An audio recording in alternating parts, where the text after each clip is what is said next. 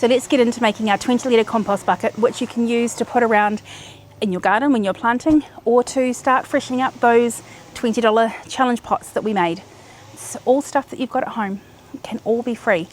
Free doesn't mean no work, so that's the compromise, right? You can go down and you can buy some bags of compost and maybe not know what's in it, or you can make your own with a little bit of effort. Not too much, just a little. It's kind of like lazy girl compost, lazy boy compost, and know what goes in there, and know then what you're feeding your plants, and therefore what's in your garden. Just a bit of like community service, cleaning up the neighborhood, standing on the street, cutting up the leaves. They're so pretty, but they're also really great for compost. We're going to grab these for our compost bucket, and we're going to chuck them on the grass, and we're going to mow them up, and then it chops them up.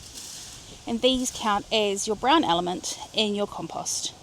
But aren't the colours just beautiful? They have these donkers. Can you see that donker? I don't know if I'm showing you that spiky ball thing. See a spiky ball?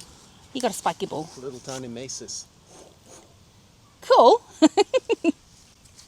So yeah, Thomas didn't do the raking, and then we're going to put them in a bag and take them home. So the whole idea of the compost is that you don't have to pay for bag compost, especially if you've got a smaller garden.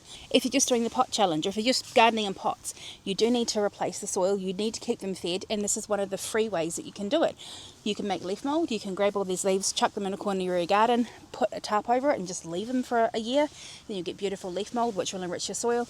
Or you can cut them up with scissors or whatever you've got. I'm going to use the lawnmower like I said, and then you use this as your brown element in your composting. And then, you know, in your bucket with holes and stuff, it should turn into beautiful compost if you're putting in like other greens and browns as well over 4 to 6 weeks. So yeah, let's go get the leaves. So 3 very cool piles. We'll go and get the bag and we'll stick them in. Thanks, raker. I'll pay you in coffee. Rake man. Secretly, he did ask me, how do I work this rake? That's a good pile, that one. It's a really good pile. They compress quite well, eh? They do, yeah. I'll pack them down.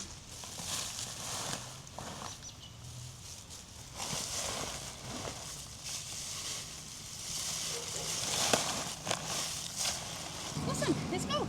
Alright, so I'm back home in my garden and I'm on the back lawn. So I'm going to grab the lawnmower and run my leaves over because I can't be bothered getting in there and chopping them all up with the hedge clippers. I think that would take ages because my bag is actually quite big. So I'm going to tip this out onto the lawn. The grass does need mowing, so that's great. So when I've chopped these up with the mower into the catcher, I'll have a mix of greens and browns. Now I'll have more browns than greens because I'm going to try and not spread it out too far. And that will be ready to go into our bucket. Also, I've got a little cheat sheet that I'll post in the comments, all free, just for you to print out if you wanted to give composting in a bucket a go, or even composting in your garden or wherever, just to give you an idea of what can be a green and what can be a brown, and just to give you something to put on the fridge while you get used to doing your own compost. I managed to stuff quite a bit in. Still before the wind does it for me.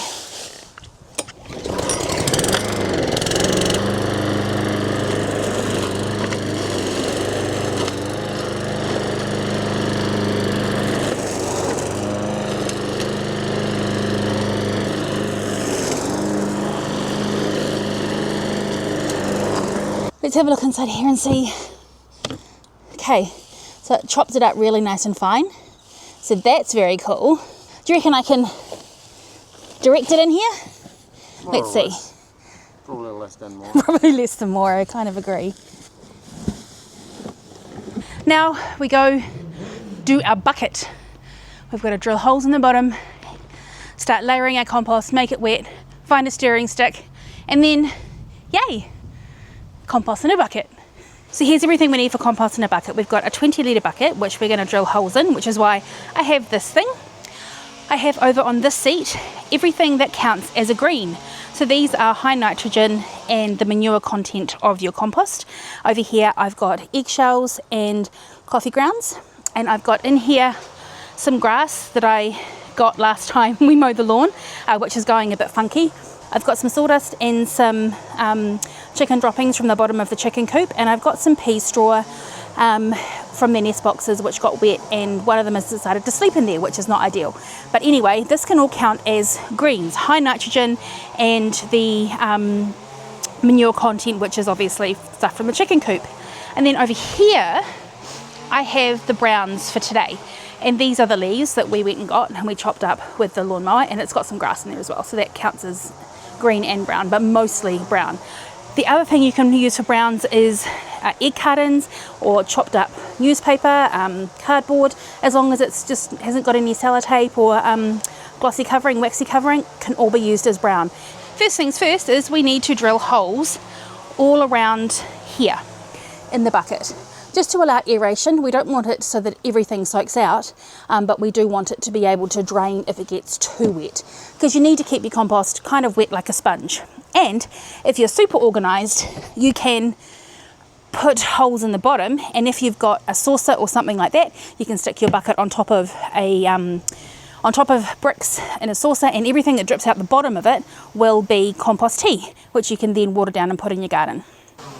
Alright, so the first thing I'm going to do is drill holes. I've got a drill bit, and yeah, I'm going to do some in the bottom because I don't want it just sitting in its own juice, but not too many, because I also don't want all the moisture to come straight out the bottom. It's quite dramatic. Okay, and then around the sides.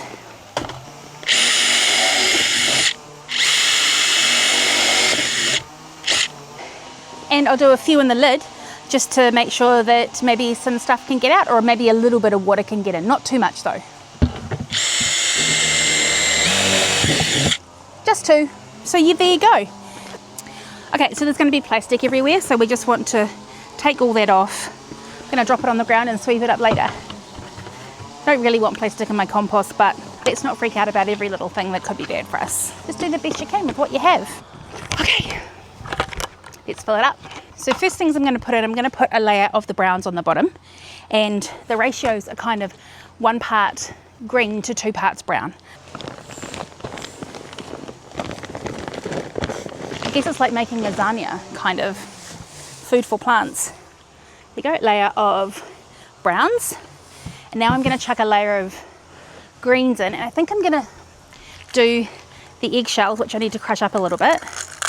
Tom had them for his breakfast this morning, and these won't break down fully in the time we're going to give this compost, but they'll continue to break down in the soil. And calcium in here, which is good, and then the coffee grounds, that'll give it a really nice rich brown colour, high nitrogen. Okay, let's sprinkle that in.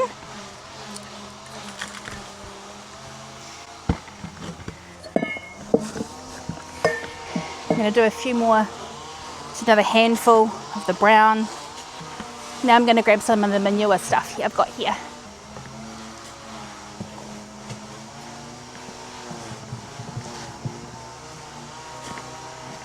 All right, and then I'm going to top it off with just some more brown.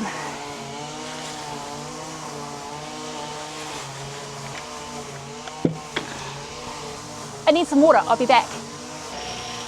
Back with the kettle, put a little bit in, and get my spade,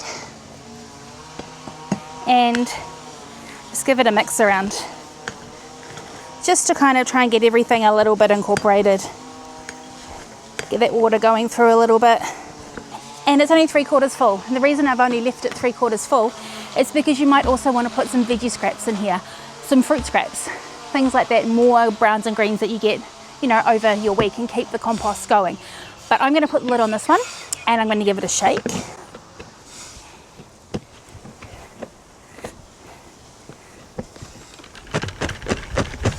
And here you go. Doesn't look much different, but hopefully in about a month, if we keep stirring and keeping it aerated and making sure and checking it's moist, we should start to see this turn into beautiful compost that we can chuck a handful onto our pots and when we plant to top dress stuff. And if you really want to, if you've got stuff left over, go make a second bucket. Have 3 buckets on the go. That way you've got one that's almost ready, one you're feeding, and one that you're using. All of this is stuff that we either foraged, leaves, or had around the house. So there you go. As I said, free doesn't mean no work, but a little bit of work. But you know what? I like this idea better than store-bought compost because I know exactly what's in here. I've got a little printout here for you guys. I've made it. It's in the link to it's in the comments. It's free. Go download it, chuck it on your fridge.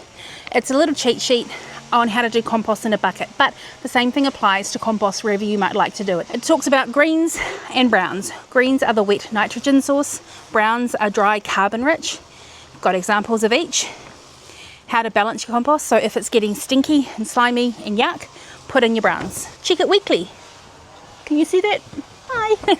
Check it weekly. It's got a little bit of information on here about what you want to do. Give it a mix, give it a shake, find a stick. Keep it slightly damp. You don't want to keep it soaking kind of like wet like a sponge. Just pop a bit of water in if you need to. And add more browns if needed. So if you feel like it's getting a bit stinky, makes you want to gag a little bit, put some more browns in. Find some paper. Find a box. You know, we all go to Bunnings, we all, you know, have the boxes our kids bring home, cut them up, take the sellotape off, little pieces, pop them in, give them a stir in. It also creates pockets of air, which helps everything break down and turn into compost a little bit quicker. In theory, it should be ready in a few weeks to a few months, depending on where you put it. You want to try and put it somewhere where it does get sun, because you do want it to heat up a little bit to help break the stuff down. It won't get as hot as a normal composting system, so you're not going to be able to kill off too many weed seeds. So just be a bit careful what you collect, what you put in. If you put a tomato in there, probably you're going to have tomatoes growing in your garden when the soil gets hot enough. Same as if you put weed seeds in, they're going to sprout. So try and be a little bit circumspect about what you put in, unless you don't mind having all the stuff grow, because you know what, volunteer plants are free plants, so that's great as long as they're not the weed plants. Don't add, oh I forgot, don't put in meat, dairy or oily stuff. That's just going to be gross. It's going to get maggots, and oily food is not going to break down very well, and dairy will go sour. But it's there, I made it, and go download it. It's free. Put it on your fridge. Put it somewhere to help you learn how to make compost in a bucket. I hope it's helpful, guys. I'm looking forward to seeing what this turns out like, and taking handfuls and putting it in my garden when I'm planting stuff and using a bit more of what I can make myself. So yeah, anyway, hope you're having a cool day, and I'll talk to you guys later. Bye.